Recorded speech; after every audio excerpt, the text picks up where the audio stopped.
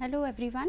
In this series of my lectures in the Medicinal Chemistry 1, subject code BP402T, this is lecture 10 and the topic for this lecture is catabolism of catecholamines, adrenergic receptors and their distribution.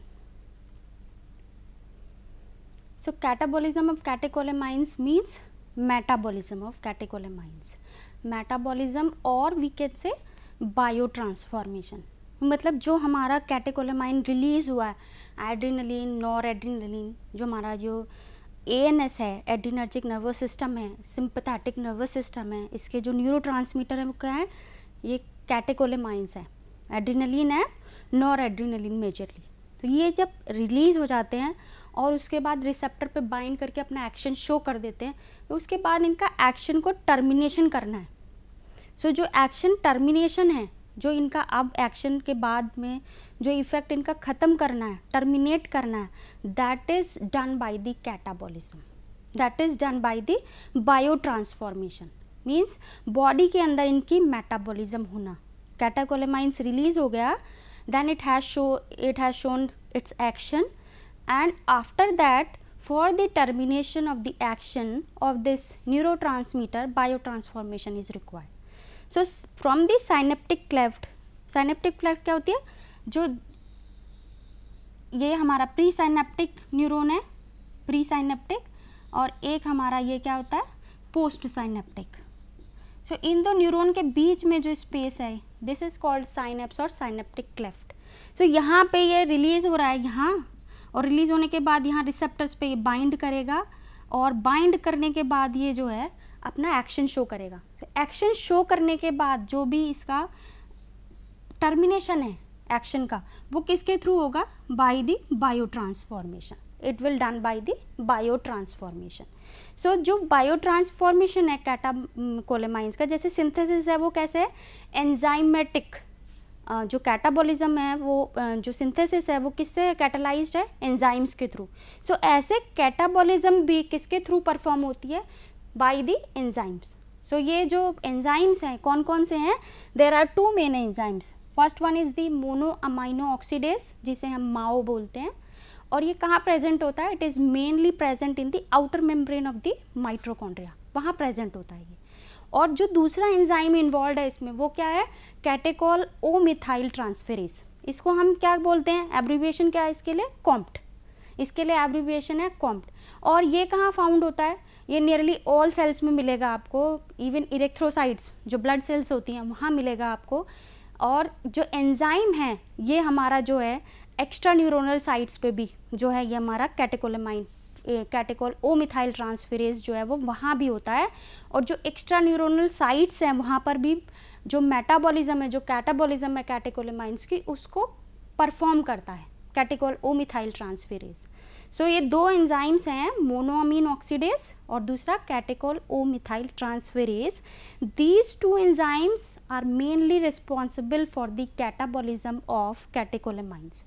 Apart from these two enzymes, aldehyde reductase and aldehyde dehydrogenase, these two more enzymes are involved in the catabolism of catecholamines. So these two, ये जो enzymes हैं माओ और Comte, ये कहाँ पे इनका wide distribution है, through out the body मिलेंगे आपकी सारी बॉडी में, ब्रेन, स्किन, किडनी, सब जगह. पर मेजर कहाँ पे प्रेजेंट है, ये लिवर में एंड किडनी में. सो जो मेजर अकरेंस है इन दो एंजाइम्स की, both the enzyme majorly occurred in the liver and the kidney, but apart from this through out the body they have the occurrence. So monoamine oxidase, Mao, and COMT, catechol O methyl transferase, these are the principal enzymes that are involved in the catabolism of catecholamines. So what are the steps involved in the catecholamines catabolism? So ये जो catecholamines की catabolism है, इसको हम एक तरह से 3 broad pathways में convert कर सकते हैं, 3 broad pathways में divide कर सकते हैं कि 3 pathways हैं. तो इनके लिए जो 3 पाथवे हैं, जैसे ये जो मेरा बीच वाला है यहाँ पे, ये देखो, ये सेंट्रल पाथवे है जो ये फर्स्ट स्टेप्स में पढ़ाऊँगी आपको. ये हमारे ये वाला मेजर पाथवे है. इसके अलावा ये हमारा सेकंड पाथवे ये होगा for the catabolism, and extra neuronal side पे जो पाथवे है वो हमारा है थर्ड, जो कॉम्प्ट से कैरी आउट होता है, इसमें माओ इन्वॉल्व नहीं है. सो जो हमारा है हमारा मेजर न्यूरोट्रांसमीटर एडिनर्जिक सिस्टम का, वो है नॉरएपिनेफ्रिन. सो फर्स्ट स्टेप क्या है इसका, जो हमारा नॉरएपिनेफ्रिन है मोनोअमाइन ऑक्सीडेज, क्या है ये, माओ. इस माओ के थ्रू ये ऑक्सीडेटिव डीएमिनेशन करता है. This norepinephrine will undergo oxidative deamination. Oxidative deamination means oxygen की प्रेजेंस में अमाइन को निकालना, रिलीज करना अमीनो ग्रुप को, उसके थ्रू ये जो कंपाउंड बना रहा है, ये कंपाउंड जो है प्रिपेयर हो जाता है फर्स्ट स्टेप में by the oxidative deamination. Then this compound, this is aldehyde, this is aldehyde, and this aldehyde will undergo reduction, and after reduction it will form the alcoholic functional group.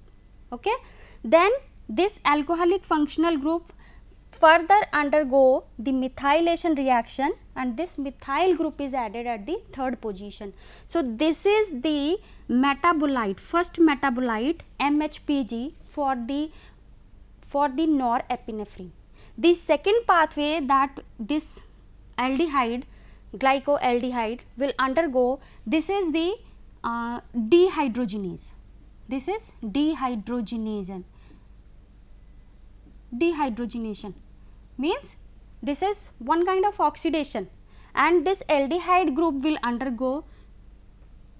form the acidic compound, and this acidic compound will further undergo methylation at the third position, and it will form the mandelic acid, that is vinyl mandelic acid, VMA. So this is the second metabolite, and it is major metabolite for the norepinephrine. Then this is the second most important metabolite of the norepinephrine metabolism, and then third is this normetanephrine, normetanephrine. This is the third metabolite for the catabolism of norepinephrine. Now I am going to tell you the step by step catabolism of catecholamines. So first step क्या है हमारा, माओ जो है ऑक्सीडेटिवली डिएमिनेट करता है norepinephrine को, और compound क्या बन रहा है हमारा 3,4 डाईहाइड्रोक्सी फिनाइल ग्लाइकोएल्डिहाइड, यही बन रहा था हमारा first. This is third position and this is fourth position, 3,4 dihydroxy phenyl ethylene glycol. This is the first compound that is formed after the oxidative deamination. Then this will undergo reduction, and reduction will form the 3,4 dihydroxy phenyl ethylene glycol by the action of aldehyde reductase. So जो ये reaction है हमारी second वाली, ये reduction है, और ये reduction कौन कैरी आउट कर रहा है, this reduction is carried out by the aldehyde reductase. Aldehyde reductase will cause this reduction. So this compound is form is 3,4 dihydroxy phenyl glycol, that is also called eight DHPG. This DHPG undergo methylation. This step is the methylation. This will undergo methylation by COMT, catechol o methyl transferase, क्योंकि ये जो हमारा DHPG है ये अब blood circulation में आ जाएगा, और ब्लड सर्कुलेशन में आने के बाद कॉम्ट इसको मिथाइलेशन करेगा at the third position, and the compound become 3-methoxy 4-hydroxy phenyl glycol, MHPG. This is the metabolite for this norepinephrine. This is the first pathway. This will undergo catabolism. Then this monoamine oxidase, the another pathway that it can be followed, that monoamine oxidase, after this oxidation, MAO oxidation, oxidative deamination, this compound is formed, that is 3,4 dihydroxy phenyl ethylene glycol aldehyde. This aldehyde undergo dehydrogenation by the aldehyde dehydrogenase. What is the enzyme we are using here is aldehyde dehydrogenase. Enzyme involved in this reaction is aldehyde dehydrogenase, and this will cause the oxidation of CHO group and will result in the carboxylic functional group.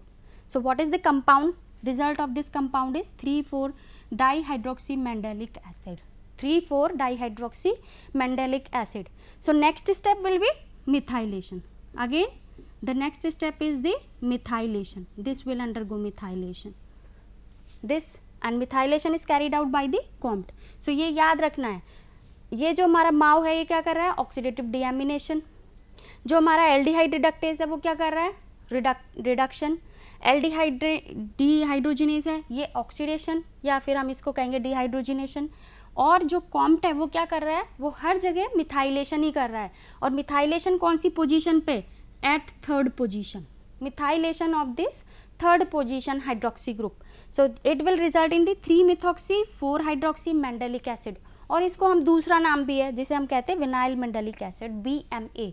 So this is the principal metabolite of norepinephrine.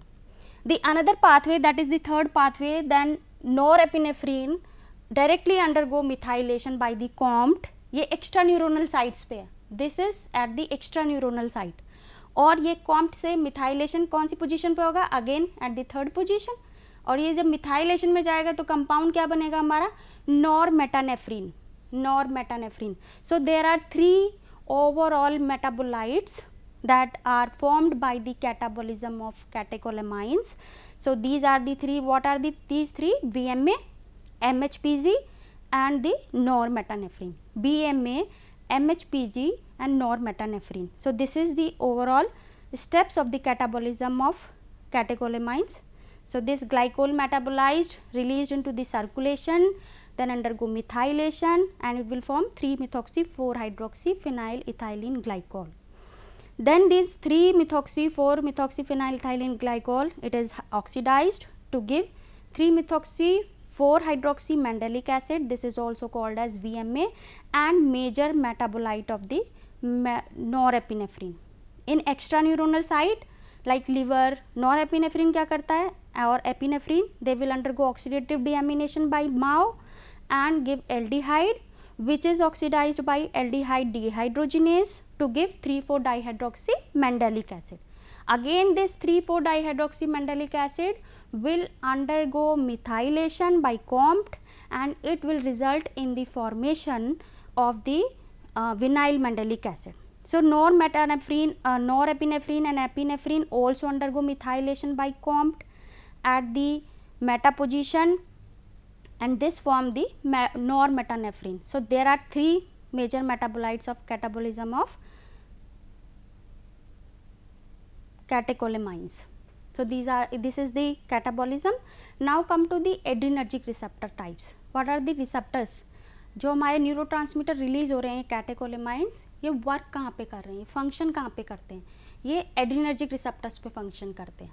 So adrenergic receptors कौन कौन से हैं, सो ये जो adrenergic receptors हैं इनको हम और क्या बोलते हैं, adreno receptors.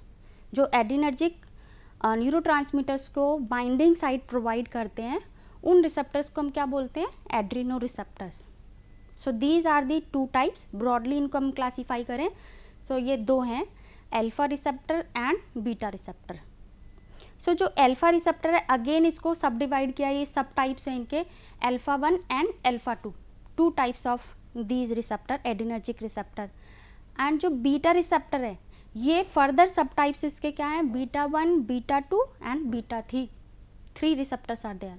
So alpha 1 broadly 2 subtypes are there, alpha 1 and alpha 2, and beta receptor broadly 3 subtypes are present, beta 1, beta 2, beta 3 receptors. So these are the adrenoreceptor or adrenergic receptor types and subtypes. Then what is the distribution in the body?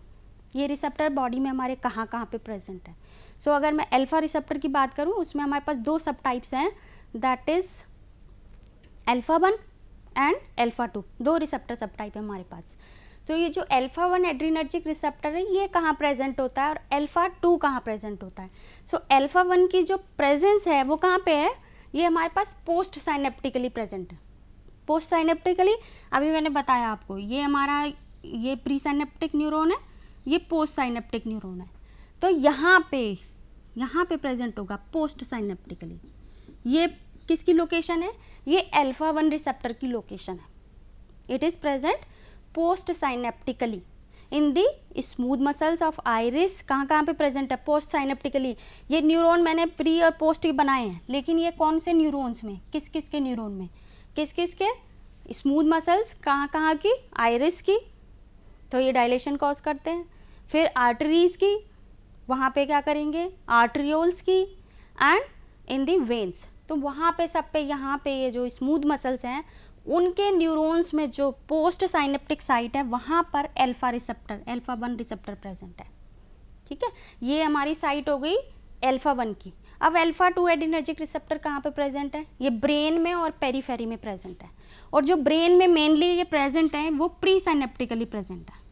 ये alpha 2 जो brain में ये present है ये pre साइनेप्टिकली present है, और जो हमारा पेरीफेरी में प्रेजेंट है ये पोस्ट साइनेप्टिकली प्रेजेंट है, यहाँ पे होगा। तो ब्रेन में इसकी पोजीशन क्या है, प्री साइनेप्टिकली, और अदर पार्ट्स में पेरीफेरी में कहाँ पे प्रेजेंट है, ये पोस्ट साइनेप्टिकली प्रेजेंट है। और ये इनहिबिशन एड्रीनर्जिक न्यूरोट्रांसमीटर रिलीज का, जो न्यूरोट्रांसमीटर रिलीज होते हैं उनका इनहिबिशन करता है। कैसे, by this presynaptic location. यहाँ पे अगर यहाँ पे हमारा कोई भी एगोनिस्ट या adrenaline, noradrenaline alpha 2 receptor पे बाइंड हो रहा है, then it will decrease or it will inhibit the secretion of the adrenaline and noradrenaline। इनकी सिक्रीशन को ये रोक देगा, इनहिबिट कर देगा, ये फीडबैक मैकेनिज्म पे काम करता है। सो अल्फा 2 रिसेप्टर एक तरह से सिंपैथेटिक टोन को रेगुलेट करता है, कंट्रोल करता है। So distribution of the beta receptors, so where beta 1 receptor is present, it is found in the myocardium, means heart में प्रेजेंट है। बीटा 1 रिसेप्टर की क्या पोजीशन है, हार्ट में प्रेजेंट है, और जब ये स्टिमुलेट करता है बीटा 1 रिसेप्टर, जब हमारा कैटेकोलेमाइंस पे बाइंड करेगा एपिनेफ्रीन, नॉरएपिनेफ्रीन, ये जो फोर्स ऑफ कॉन्ट्रैक्शन है हार्ट की और हार्ट रेट है उसको दोनों को इंक्रीज कर देगा। ठीक है, और बीटा 2 रिसेप्टर कहाँ पे प्रेजेंट है, बीटा 2 रिसेप्टर जो है मेनली हमारी ब्रोंकियल स्मूथ मसल्स में प्रेजेंट होते हैं, मतलब जो हमारा रेस्पिरेटरी ट्रैक्ट है वहाँ की स्मूथ मसल्स में जो प्रेजेंट है दैट इज़ बीटा 2 रिसेप्टर। और जब ये स्टिमुलेट होगा, मतलब इन रिसेप्टर पे जब हमारा जो एपिनेफ्रीन है या नॉर एपिनेफ्रीन है, जो न्यूरोट्रांसमीटर है, वो आके बाइंड करेगा, then it will cause the dilation of the smooth muscles. So dilation means relaxation of the smooth muscles. Now come to the beta 3 adrenergic receptor. Beta 3 की क्या presence है, so beta 3 receptor जो है वो present होता है हमारी fat cells में, मतलब adipose tissues में present है, और ये जो है इसका जो stimulation है वो क्या cause करेगा, it will cause lipolysis. Lipolysis मतलब जो हमारी stored fat है उसका lysis, उसका breakdown, ये beta 3 receptor है। So beta 1 is present in the heart, और जब प्रेजेंट है तो उसका जो force of contraction and heart rate, तब बीपी को इंक्रीज करेगा। ठीक है, मायोकार्डियल कॉन्ट्रैक्शंस को इंक्रीज कर रहा है।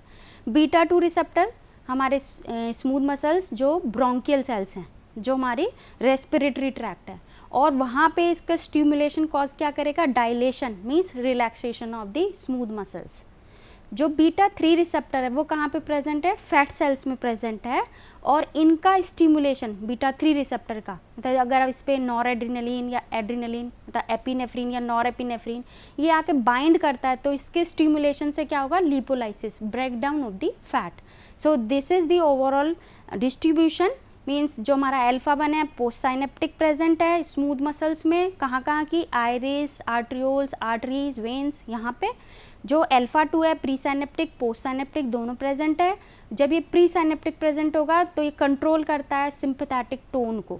ठीक है, जो हमारा बीटा 1 है हार्ट में प्रेजेंट है, बीटा 2 हमारे स्मूथ मसल्स जो ब्रोंकियल स्मूथ मसल्स हैं, और बीटा 3 हमारा जो कहाँ प्रेजेंट है, ये हमारा फैट सेल्स में प्रेजेंट है। So this is the overall distribution and these are the references for this lecture, and thank you so much.